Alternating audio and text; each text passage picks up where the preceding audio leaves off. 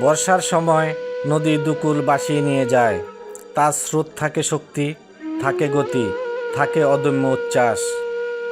জীবনের শুরুতে আমরা যেমন শিশু, তেমনি নদীও থাকে শান্ত, ছোট, নরম, নির্দোষ। আর যখন যৌবন আসে, নদীর মতে মানুষও হয়ে ওঠে শক্তিশালী। স্বপ্ন থাকে হাজার, চেষ্টা থাকে অবিরাম, নিজকে প্রমাণ করার তাগিদ থাকে বহুগুণ।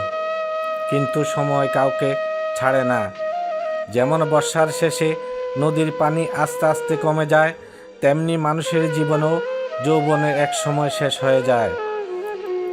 নদী তখন শুকিয়ে যায়, তার বুক ফেটে চচির হয়, যেমন হারিয়ে গেছে তার সব শক্তি, তার সব অহংকার।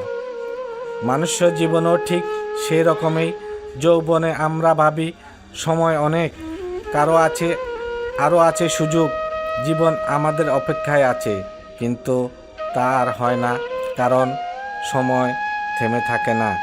তাই যৌবন যেমন নদীর উচ্ছ্বাসের মতো অপচয় করা নয়, ভুল পথে গড়িয়ে দেওয়া নয়।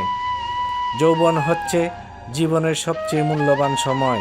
এ সময়টাকে জ্ঞান, সততা, পরিশ্রম ও মানবতার কাজে ব্যবহার করলে শেষ বয়সে জীবন শুকিয়ে গেলেও মরু না হয়ে উঠবে নদীর স্মৃতি। মানুষ বলবে সে ভালোবাসা দিয়েছে, অবদান রেখেছে, তার জীবন বৃথা যায়নি। কারণ নদী শুকিয়ে গেলেও তার পথ কিন্তু অক্ষত থাকে। মানুষ শুকিয়ে গেলেও তার কর্ম, তার ভালোবাসা, তার চিহ্ন রয়ে যায়। তাই যৌবন অপচয় নয়, যৌবন বিনিয়োগ। আজকের সঠিক সিদ্ধান্ত আগামী দিনের সম্মান, পরিবেশের আলো।